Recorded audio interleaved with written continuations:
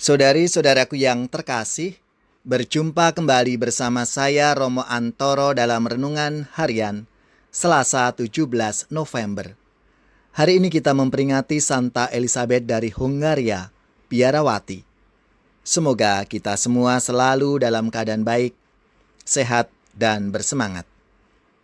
Hari ini kita akan merenungkan Injil Yesus Kristus menurut Lukas, bab 19, ayat 1 sampai 10. Marilah kita mengawali renungan kita dengan tanda kemenangan Kristus. Dalam nama Bapa dan Putra dan Roh Kudus. Amin. Yesus masuk ke kota Yeriko dan berjalan terus melintasi kota itu. Di situ ada seorang bernama Zakheus, kepala pemungut cukai, dan ia seorang yang kaya. Ia berusaha untuk melihat orang apakah Yesus itu, tetapi ia tidak berhasil karena orang banyak, sebab badannya pendek.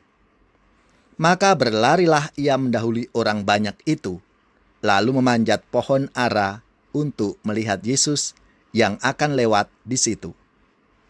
Ketika Yesus sampai ke tempat itu, ia melihat ke atas dan berkata, "Zakheus, segeralah turun, sebab hari ini aku harus menumpang di rumahmu." Lalu Zakheus segera turun dan menerima Yesus dengan sukacita. Tetapi semua orang yang melihat hal itu bersungut-sungut, katanya, "Ia menumpang di rumah orang berdosa." Tetapi Zakheus berdiri dan berkata kepada Tuhan, "Tuhan, setengah dari milikku akan kuberikan kepada orang miskin, dan sekiranya ada sesuatu yang kuperas dari seseorang, akan kukembalikan 4 kali lipat."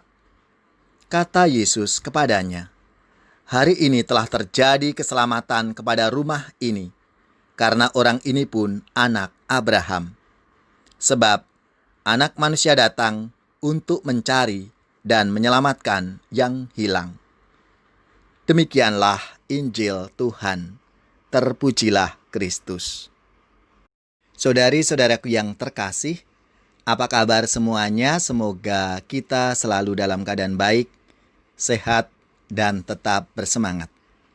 Hari ini gereja memperingati Santa Elizabeth dari Hungaria, seorang biarawati. Semoga teladan hidup dan semangatnya memberi inspirasi dalam hidup dan karya pelayanan kita. Saudari-saudaraku yang terkasih, kita seringkali mendengar bahwa segala perjuangan kita ini pada akhirnya akan berbuah baik. Inilah yang terjadi dalam diri Zakheus, seorang pemungut cukai, yang dimusuhi oleh orang-orang sejamannya, karena telah bekerja sebagai kaki tangan penjajah dalam memungut pajak. Zakheus berawal dari niatnya untuk melihat Yesus, tetapi ia menyadari segala keterbatasan dirinya. Apakah ia menyerah? Tidak.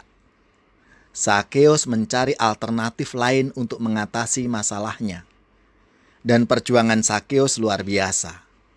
Meskipun badannya lebih pendek dari orang-orang sekitarnya, tapi dia harus lebih unggul dari yang lain. Ia naik ke sebuah pohon agar ia jauh lebih tinggi dari yang lain. Dari atas pohon itulah tujuannya tercapai. Zakheus bisa melihat orang seperti apa Yesus itu. Tujuannya tercapai, misinya selesai. Saudari-saudaraku yang terkasih, di sini kita bisa melihat rencana manusia sungguh berbeda dengan rencana Allah, termasuk tujuan dan keberhasilan diri kita. Kisah Zakheus tidak berhenti pada kenyataan Zakheus bisa melihat Yesus sebagaimana yang ia harapkan sebelumnya. Diceritakan bahwa Yesus melihat ke atas. Jadi di sini tampak sekali pertemuan dua mata yang saling merindukan untuk bertemu.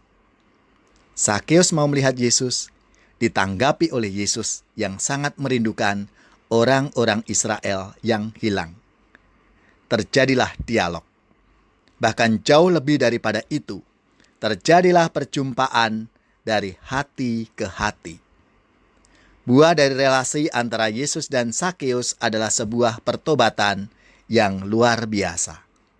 Zakheus menjadi tokoh yang memperjuangkan keadilan, padahal dia sebelumnya sangat akrab dengan ketidakadilan. Saudari-saudaraku yang terkasih, marilah seturut teladan Santa Elizabeth dari Hongaria dan Sakeus dalam kisah Sabda Tuhan hari ini, semoga menjadi inspirasi dalam hidup beriman kita. Tuhan Yesus, kunjungilah dan tinggallah di hati kami, orang yang berdosa ini. Sakeus, orang pendek, kecil mungil dia panjat pohon ara, hendak melihat Yesus. Yesus tahu dan berkata, "Hai Sakeus, turunlah, aku hendak ke rumahmu." Semoga saudari-saudara sekalian, keluarga-keluarga kita, orang-orang yang kita doakan, mereka yang sakit, yang menderita, seluruh tugas, belajar, pekerjaan, usaha, serta karya pelayanan kita, dibimbing, dilindungi dan diberkati oleh Allah yang Maha Kuasa, Bapa dan Putra dan Roh Kudus. Amin.